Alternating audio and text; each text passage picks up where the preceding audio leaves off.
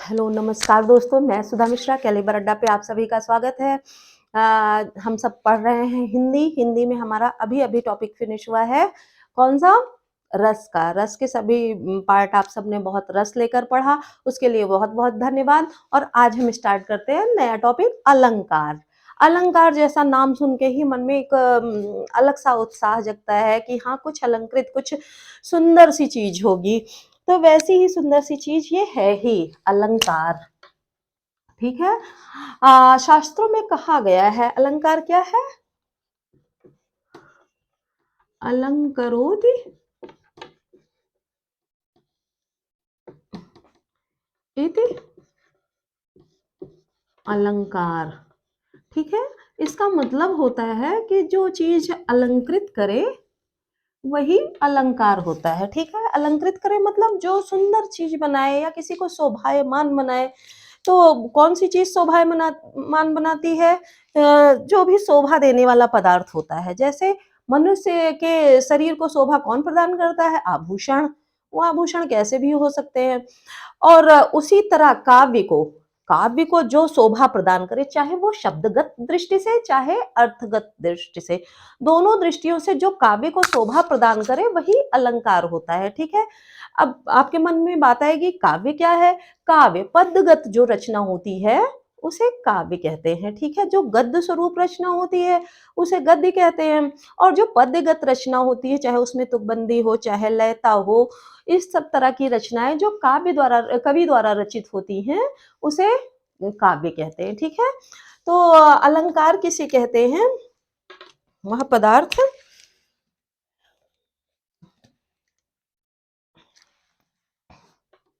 जैसे आभूषण,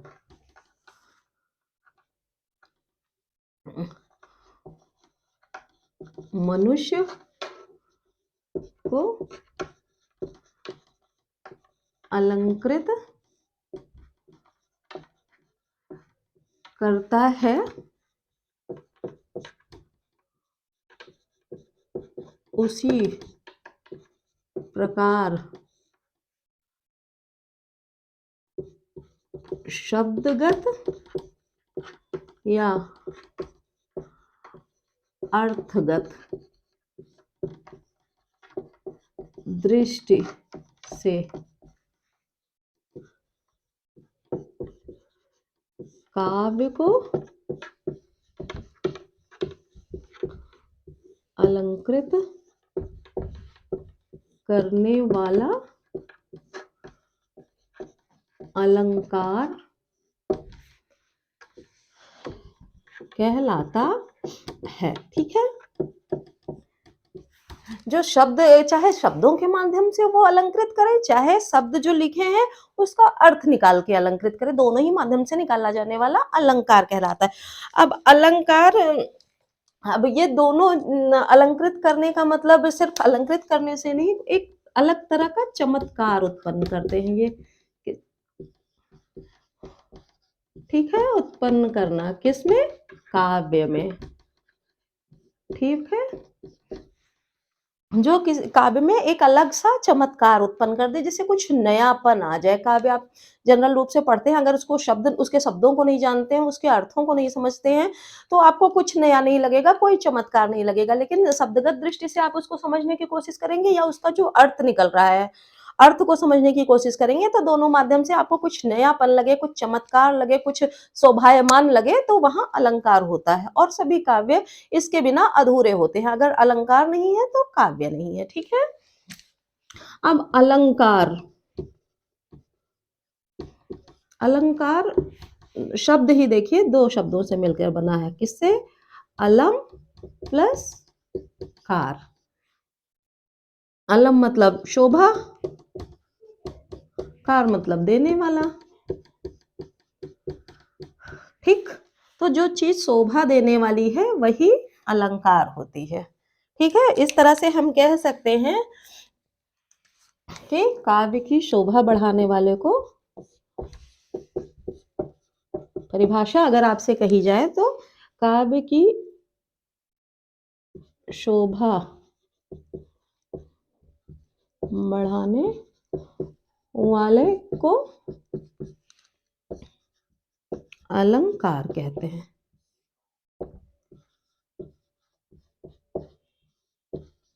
ठीक है, इतनी सी बात आई समझ में? कहीं कोई डाउट, किसी तरह की दिक्कत, प्रॉब्लम, दुख, दर्द कुछ भी हो तो आप कमेंट सेक्शन में डाल दीजिएगा। ठीक है, इस तरह से हम समझते हैं कि काव्य की शोभा बढ़ाने वाले पदार्थ को क्या कहते हैं। पदार्थ यहाँ नहीं आएगा, काव्य की शोभा बढ़ाने वाले, चाहे वो अर्थगत दृष्टि से बढ़ाए या शब्दगत दृष्टि से बढ़ाए, दोनों तरह से जो काव्य की शोभा बढ़ाता है वही अलंकार कहलाता है। ठीक है, वो तत्व हो सकता है, उसको पदार्थ नहीं तत्व कह सकते हैं। ठीक है, इतनी चीजें मैं रब करती हूँ, नहीं है फिर आप स्क्रीनशॉट ले लीजिएगा। अब हम देखते हैं कि अलंकार के प्रकार कितने होते हैं।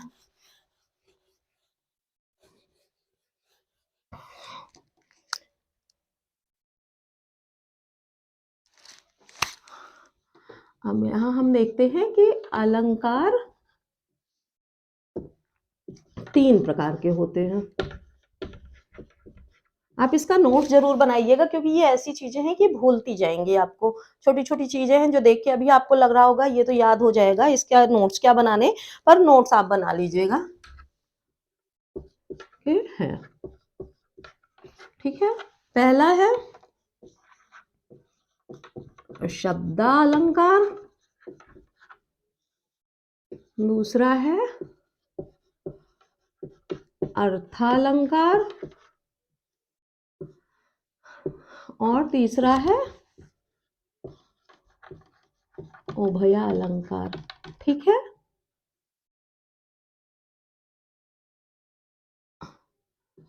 उभयालंकार।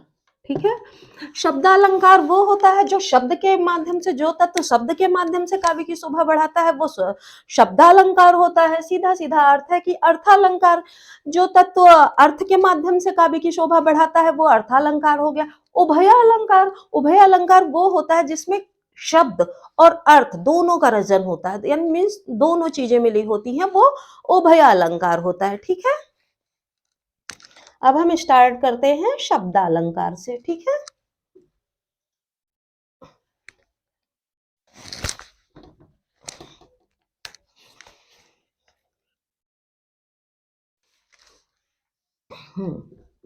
जिसमें हमने आपको बताया शब्दों के माध्यम से चमत्कार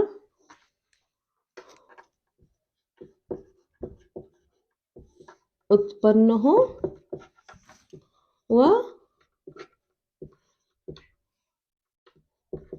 शब्दालंकार है। ठीक है, जिसमें हम सिर्फ शब्द के माध्यम से चमत्कार उत्पन्न होता देखते हैं वो शब्दालंकार होता है। अब शब्दालंकार के भी कई 4 प्रकार होते हैं। ठीक है, शब्दालंकार के 4 प्रकार होते हैं। पहला कौन सा है? पहला है अनुप्रास अलंकार। ठीक, दूसरा आपका हो गया श्लेष अलंकार।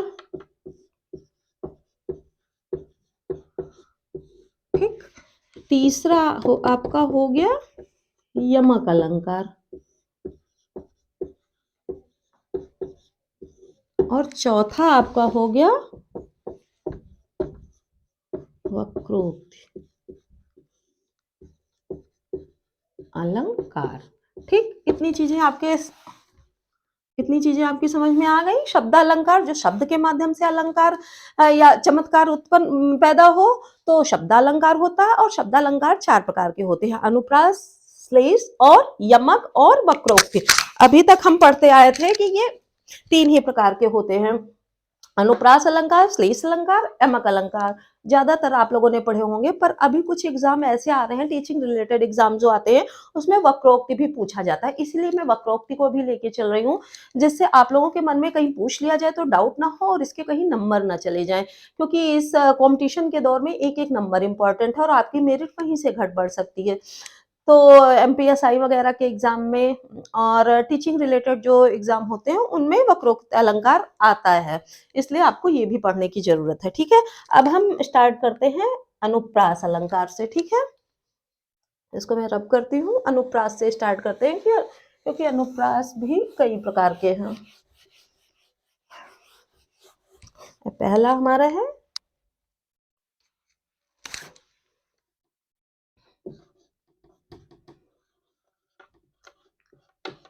अनुप्रास अलंकार। ठीक, अनुप्रास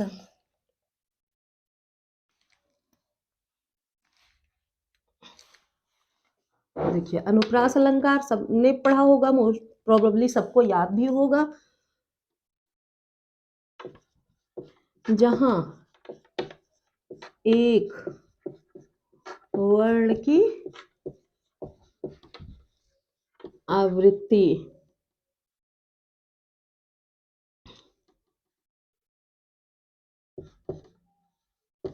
एक से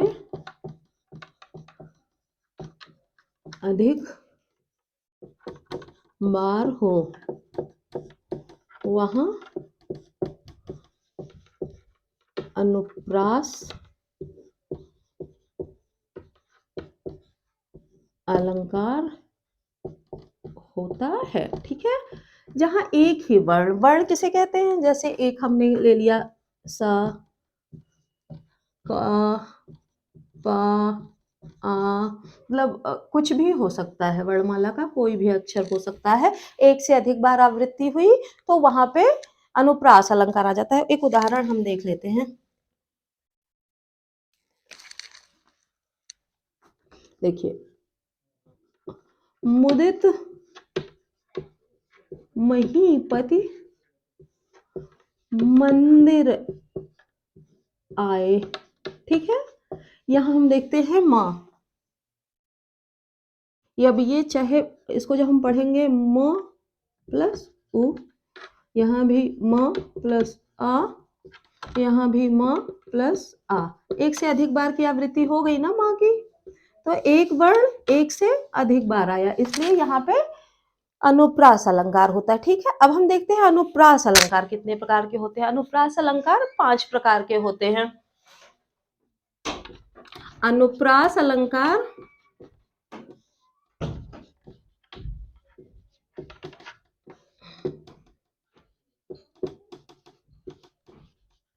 5 प्रकार के हैं।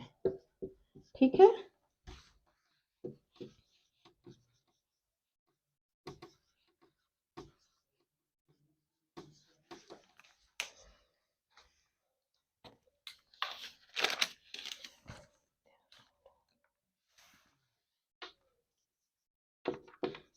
छेकानुप्रास,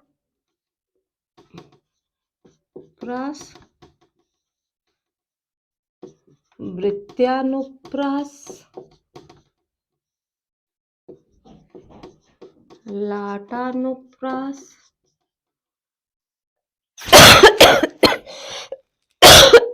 सॉरी,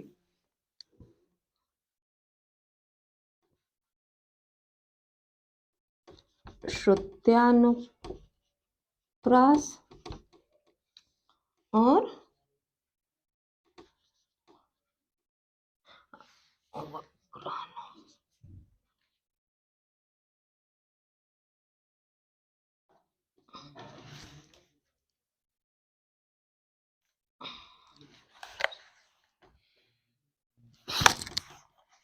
अंत्यानुप्रास,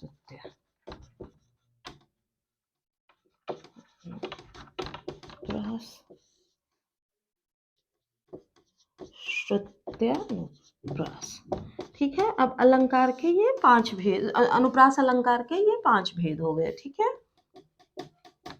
अब हम अनुप्रास अलंकार आपने जान लिया जहां एक वर्ण की आवृत्ति एक से अधिक बार हुआ। मुदित महीपत मंदिर आए, इसके अलावा बहुत सारे उदाहरण हैं। तरन तनुजा तट तमार तरवर बहुछाए, या फिर जैसे जहां जिस काव्य में एक वर्ण की आवृत्ति हो गई वो वहां पर पदम वहां पे सॉरी अनुप्रास अलंकार होता है। ठीक है।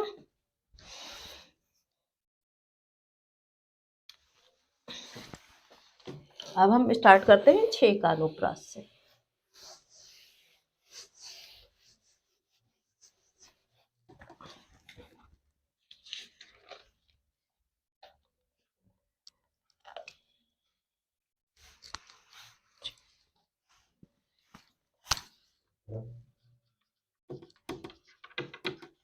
छह का अनुप्रास।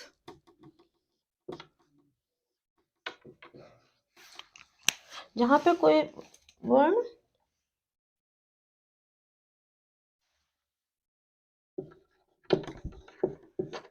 जहां पर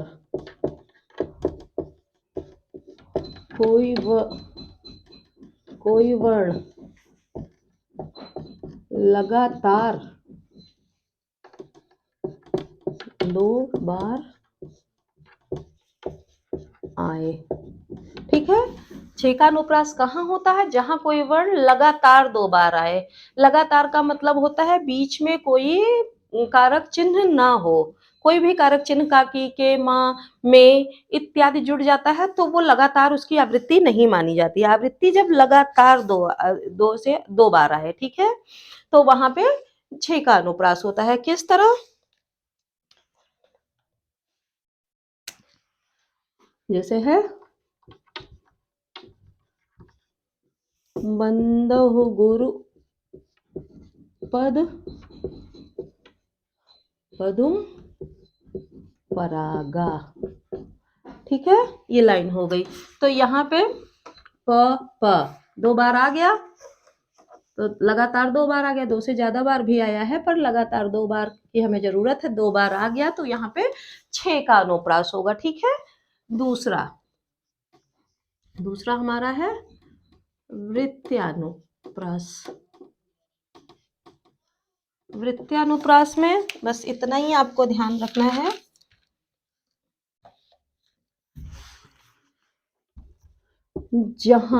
यहाँ देखिए 2 बार है, जहां पर कोई वर्ण 2 या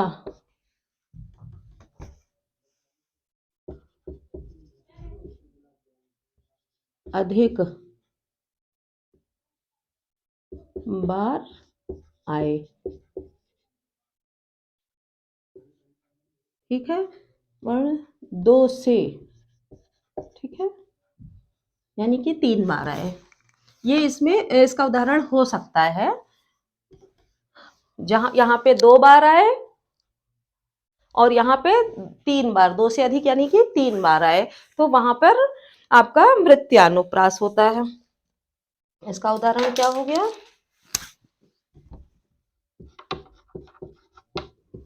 तरन तनुजा तट तमाल तरुवर बहु छाए।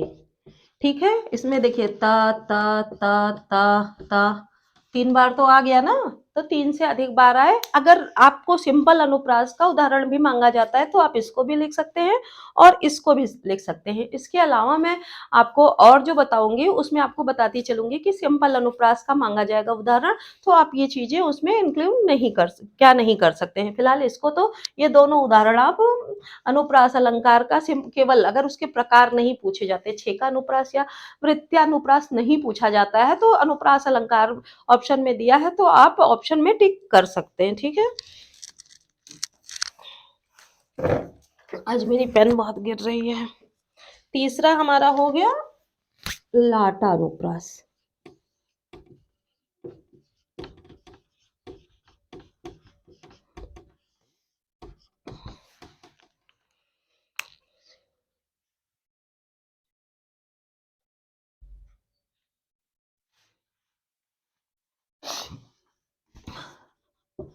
जहां किसी वाक्य या उपवाक्य की शब्द वर्ण और वाक्य में आप अंतर, शब्द और वाक्य में अंतर आप समझ रहे हैं ना। मैं पिछले के वीडियोस में आपको पढ़ा चुकी हूँ कि वाक्य और शब्दों में अंतर क्या होता है, पद क्या होते हैं। ठीक है, तो ये वाक्य है, वाक्य या उपवाक्य की आवृत्ति हो, किंतु उसके अर्थ में अंतर हो।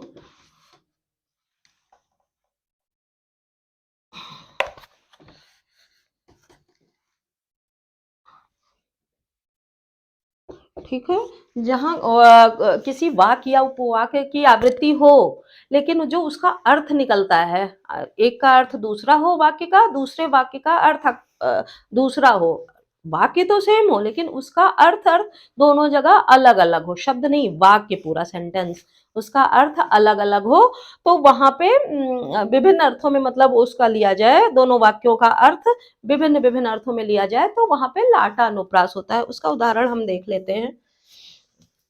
जैसे कहा गया,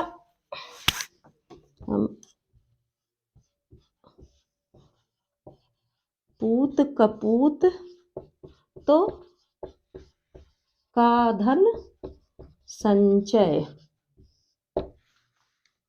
और पूत सपूत तो का धन संचय। देखिए, का धन संचय, का धन संचय तो भी आपका वही है, पूत भी वही है, इतने चीजों की आवृत्ति हुई तो का धन संचय, तो का धन संचय। थोड़ा सा डिफरेंस आप कैसे पहचानेंगे कि अर्थ अगर आपको नहीं आता है, इसका तो अर्थ आपको समझ में आ रहा होगा, यहाँ कपूत है, यहाँ पूत सपूत है। कई बार ऐसे आते हैं कि दोनों का लाइन का अर्थ भी एक होता है, मतलब सॉरी अर्थ कह रहे हैं, दोनों लाइन भी पूत कपूत जैसा भी डिफरेंस नहीं होता है, सिर्फ शब्दों के माध्यम से आपको उसका अर्थ अलग निकालना होता है। तो ऐसे ऐसे थोड़ा बहुत डिफरेंस आपको दे दिया जाएगा, तो उससे आप पता लगा पाएंगे कि ये यहाँ पे लाटा अनुप्रास है। और इसका जहाँ लाटा अनुप्रास होता है उसको आप अनुप्रास में टिक नहीं कर सकते। अगर ये आया तो आप इसको अनुप्रास में टिक नहीं कर सकते, इसको आपको लाटा अनुप्रास ही लगाना होगा। अब इसका मतलब है पूत कपूत तो का धन संचय, पूत अगर कपूत है तो उसके लिए धन बचाने का कोई मतलब ही नहीं, वो सब बर्बाद कर देगा, सबका नाश कर देगा। और पूत सपूत तो का धन संचय, अगर पूत आपका सुपुत्र है यानी अच्छा है, तो उसके लिए भी धन संचय करने की कोई जरूरत नहीं, वो तो अपने आप कमा खा लेगा। तो इस दोनों का अर्थ देखिए बिल्कुल विभिन्न अर्थों में प्रयोग हो रहा है, इसका धन संचय का, इसका धन संचय का। ठीक है, तो इस तरह से हम देखते हैं यहाँ पे लाटानुप्रास होता है। अब नेक्स्ट हम देखते हैं अंत्यानुप्रास। इसको मैं रब करती हूँ।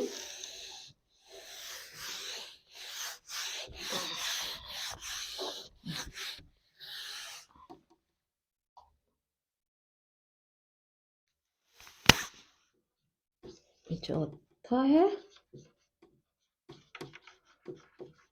अंत्यानुप्रास। ठीक है,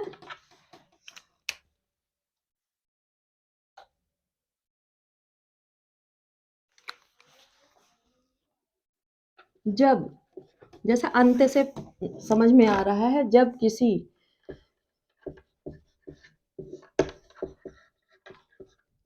पंक्ति में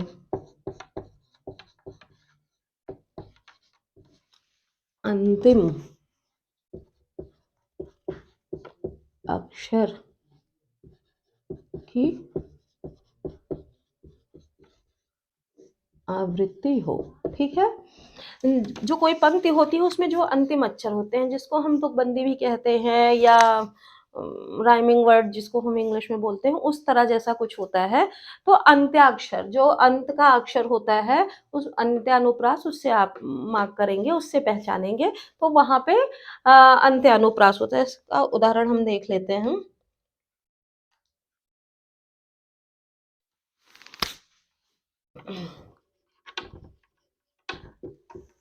प्रभु जी तुम दीपक हम बाती।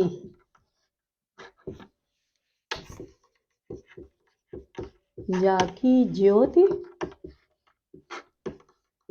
बड़े दिन राती। देखिए अंत का अक्षर ये ती, ठीक है, अंतिम अक्षर की आवृत्ति बार बार हो रही है, तो यहाँ पे क्या हो गया, अंत्यानुप्रास हो गया। ठीक है, जब अंत का अक्षर जो है वो एक साथ हो, मतलब एक जैसा हो, उसकी आवृत्ति हो गई हो दोनों लगातार दो लाइनों में, तो वहां पे आपका क्या होगा, अंत्यानुप्रास होगा। अब ऐसे कई बार लाइनें आती हैं कि इसका अक्षर अंतिम अक्षर मिल रहा है, इसका मिल रहा है, इसका नहीं मिल रहा है, 4 लाइनों की कविता होती है और इसका फिर मिल रहा है, तो ऐसे कंडीशन में आपका तो ये अंत्यानुप्रास होगा। पर कई बार है इसका मिल रहा है, इसका नहीं मिल रहा है, फिर इसका मिल रहा है, फिर इसका नहीं मिल रहा है, तो ऐसी कंडीशन में ये अंत्यानुप्रास नहीं होगा। ठीक है, जब लगातार 2 बार हो तभी आपका अंत्यानुप्रास होगा।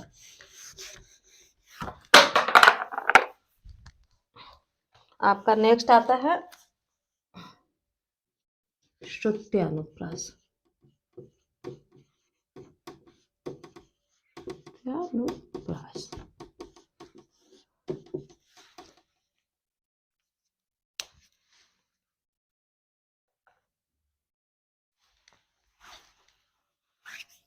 जब एक ही वर्ग, उसको कहते हैं माधुर्य वर्ग के वर्णों की आवृत्ति हो। ठीक है, एक ही वर्णों की, ये वर्ग कौन सा है, त, थ, द, ध और ना। ये वर्ग, जैसे जब मैंने आपको वर्णमाला पढ़ाई थी उसमें वर्ग पढ़ाए थे, कवर्ग, चवर्ग और टवर्ग और तवर्ग, तो उसमें से ये है तवर्ग। तवर्ग जो है ये दंत अक्षर होते हैं ना, ता, था, दा, धा, ना, तो इनको माधुर्य वर्ग कहा जाता है। माधुर्य वर्ग इसलिए कहा जाता है कि इनको बोलने में थोड़ा, इससे जो बनी हुई आपकी राइम होती है या एक काव्य होता है, वो थोड़ा शांति का भाव लिए होता है, इसलिए इसको माधुर्य वर्ग कहा जाता है। ठीक है, अब बहुत ज़्यादा इसकी डिटेलिंग में हम नहीं जाएंगे क्यों माधुर्य कहा जाता है, बहुत शांति लिए होता है, इसलिए इसको माधुर्य की संज्ञा दी है कवियों ने। अब बहुत ज़्यादा डिटेलिंग तो कवि ही कर पाएंगे कि क्यों दिया, उनको क्यों ये माधुर्य लगा, बहुत सारे प्यार वाले अक्षर जो होते हैं पा, तो उसको माधुर्य देना चाहिए, पर ऐसा नहीं है, शांति यही प्रदान करता है, तो इसलिए इसको माधुर्य वर्ग है। जिस काव्य में इनकी आवृत्ति हो, ये तवर्ग इनमें से इनकी आवृत्ति हो, तो वहां पे श्रुत्यानुप्रास होता है। उदाहरण हम देख लेते हैं।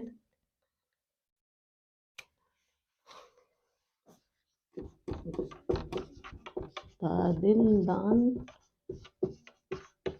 दीन धन धरनी। ठीक है, क्या कह रहा है, ता दिन दान दीन धन धरनी। बहुत इसको आप पढ़ेंगे बहुत शांति, सुन के आपको बिल्कुल शांत, ऐसा कोई जोश नहीं आएगा। जैसे वीर रस की आप कविता पढ़ते हैं, पढ़ते ही आपके मन में जोश आने लगता है, अंग फड़फड़ाने जैसे लगते हैं, या कोई प्यार मोहब्बत वाला गाना सुनते हैं तो आपके मन में रोमांच जग उठता है, कई सारे नए लड़के जो हैं उनके मन में, तो उसी तरह ये है, इसको जब भी आप पढ़ेंगे कभी, ये तो अपने आप में, इसी लाइन को आप पढ़ के देखिए, ता दिन दान दीन धन। आप इसको बहुत जोश के साथ भी नहीं पढ़ पाएंगे, मैं यहाँ कोई आपको टंग ट्विस्ट नहीं करा रही हूँ, पर हाँ शांति का भाव आएगा, तो यहाँ पे श्रुत्यानुप्रास होता है। ठीक है, आपका नेक्स्ट आता है श्लेष अलंकार। अगर आपको समझने में कोई दिक्कत हो तो आप, जैसे हम देखते हैं, हमारा पहला था छेका अनुप्रास, मैं शॉर्ट में लिखती हूँ, पहला है छेका, दूसरा है वृत्या, तीसरा है आपका लाटा, अनुप्रास आप जोड़ लीजिएगा, चौथा है अंत्या, और पांचवा है आपका श्रुत्या। ठीक है, इसको पहचानेंगे कैसे, इसमें 2 बार आवृत्ति हो वर्ण की, इसमें 3 बार, इसमें वाक्य, ठीक, इसमें अंतिम अक्षर, और इसमें माधुर्य वर्ग, तथा दधा, तवर्ग आप तवर्ग से याद कर लीजिएगा, तवर्ग के वर्णों की आवृत्ति हो। ठीक है, तो इस तरह से आप अनुप्रास के सभी प्रकार और उसके ट्रिक याद कर लीजिएगा। ठीक है, सॉरी ये तो अलग निकल गया। इतनी चीजें आप याद कर लीजिएगा, स्क्रीनशॉट भी ले लीजिएगा। अब हम अगले अलंकार की ओर चलते हैं।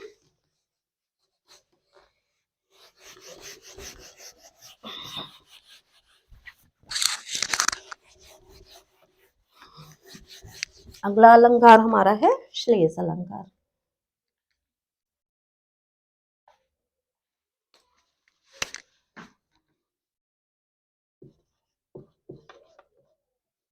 श्लेष अलंकार, देखिए श्लेष, श्लेष का अर्थ ही होता है चिपका हुआ। क्या होता है? चिपका हुआ। इसको पहचानेंगे कैसे? इसका अर्थ ही होता है चिपका हुआ। ठीक है, इसकी परिभाषा मैं आपको दे देती हूँ।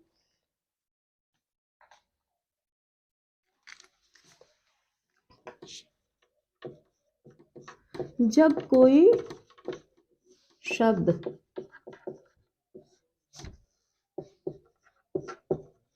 एक ही बार प्रयोग में, शब्दालंकार है ही है, तो जब कोई शब्द एक ही बार प्रयोग में आया हो किंतु प्रसंग के अनुसार उसके अर्थ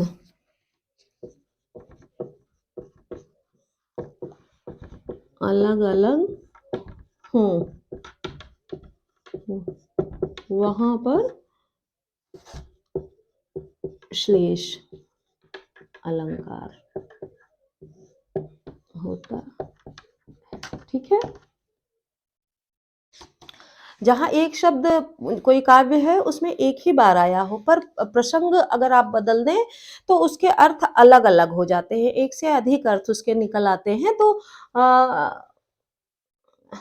अलग अलग या एक से अधिक हो, एक से अधिक मैं लिख देती हूँ, वहां पर श्लेष अलंकार होता है। कैसे? मैं आपको उदाहरण बताती हूँ। जैसे एक लाइन है, चरण धरत चिंता करत चितवत चारों ओर, है उसी की लाइन देखिए, सुरबन को खोजत फिरत कवि व्यभिचारी चोर। कहीं कहीं आपको व्यभिचारी की जगह कामी लिखा मिल जाएगा। ठीक है, चोर।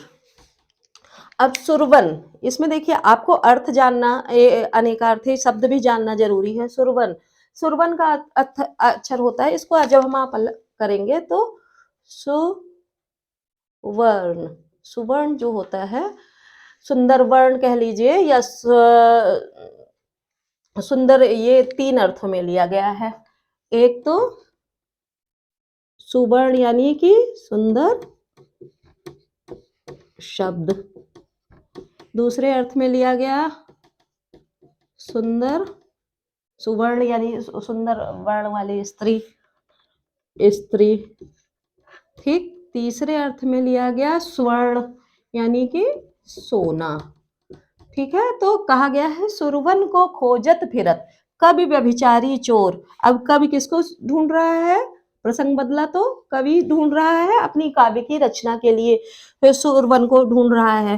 दूसरे अर्थ में सुंदर स्त्री के अर्थ में लिया गया तो कवि व्यभिचारी मतलब जो कामी पुरुष होता है, जो अच्छे चरित्र वाला व्यक्ति नहीं होता है, बेकार चरित्र, खराब चरित्र वाला व्यक्ति होता है व्यभिचारी। और सोना कौन ढूंढता है? सोने के अर्थ में जब लिया गया तो चोर ढूंढता है।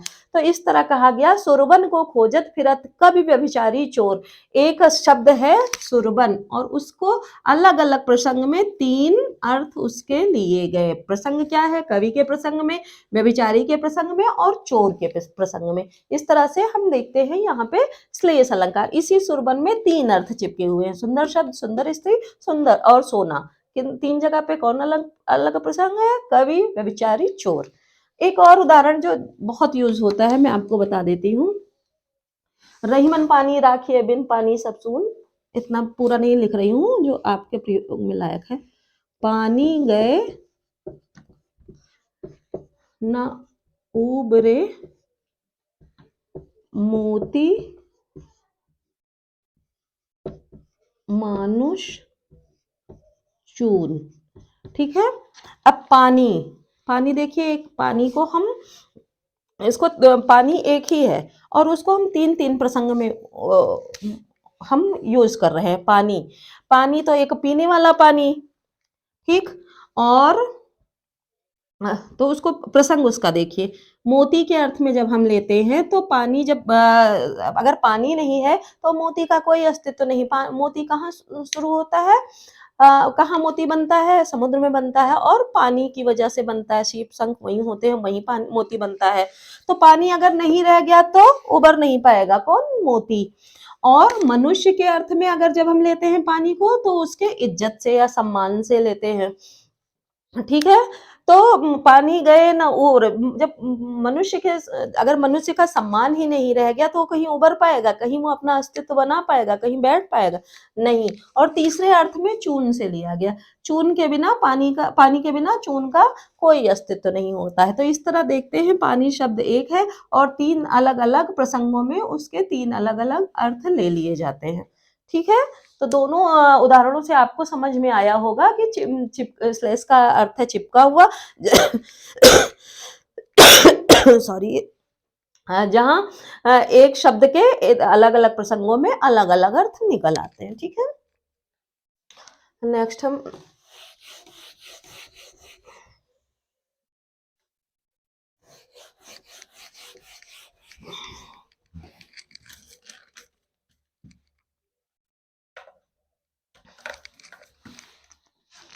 हमारा है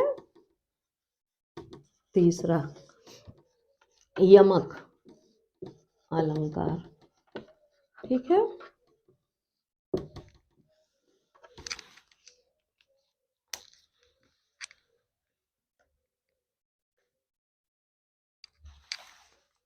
अब देखिए यहां पर, जहां एक शब्द की आवृत्ति 2 या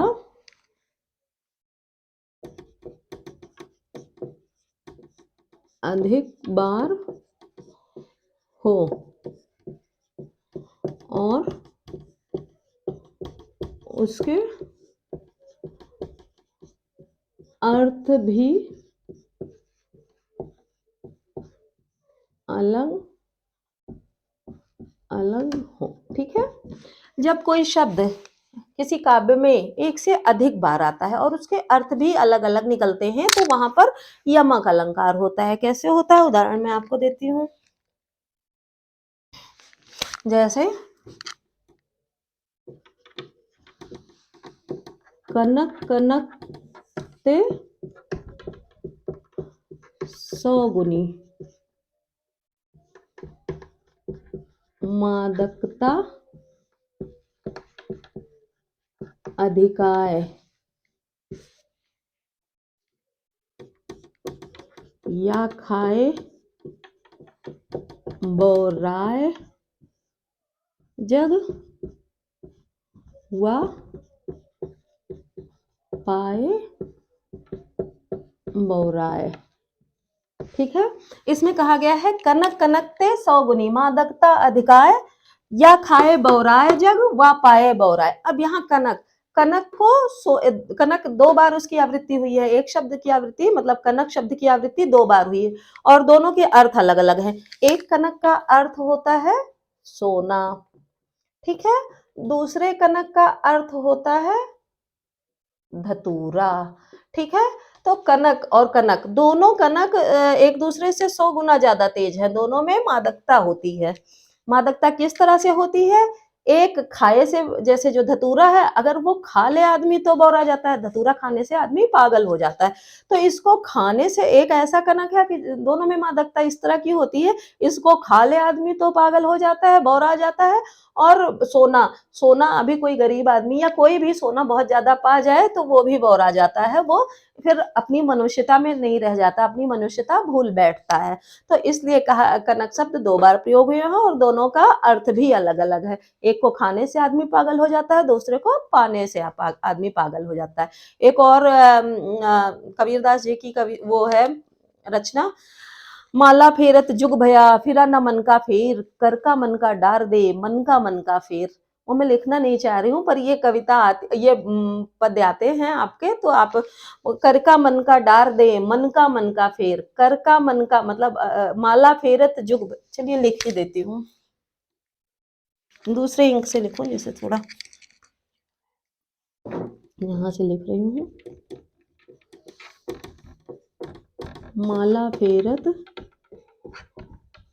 जुग भया, ये आता बहुत है इसलिए मैं आपको लिखा रही हूँ। मन का फेर, कर का मन का डारी दे मन का फेर। ठीक है, वो कह रहा है, कबीरदास जी कहते हैं माला फेरत जुग भया, ये जो पूरा संसार है वो माला फेरते मतलब भगवान की पूजा करते करते अपना युगों बिता देता है। फिरा ना मन का फेर, फिर भी उसके मन का फेर नहीं जाता, उसके मोह माया नहीं जाती है। तो हे मनुष्य, कर का मन का डार दे, हाथ में जो तुम माला लेके जप रहे हो वो डाल दो, उसको मत जपो। मन का फेर, अपने मन का मतलब एक मोती भी होता है जो हम जपते हैं, उसको भी मोती। यहाँ 2 मन का है, एक मन है अपने मन का, दूसरा मोती वाला मन का। तो कहता है कि हाथ का जो आपका मन का है, आप जप रहे हो हाथ की माला, रुद्राक्ष की जपता है कोई, तुलसी की माला जपता है, तो जो मन का आप हाथ में जप रहे हो उसको डाल दो, उसको छोड़ दो। मन का फेर, अपने मन की माला जपो, मन की माला में भगवान को बैठाओ, भगवान को जपो, अपने ईश को जपो, तभी कल्याण होगा। ऐसा नहीं है कि माला जप रहे हो और पूरे संसार की मोह माया में मन लगा हुआ है। तो ये 2 अर्थों में यूज हुआ है।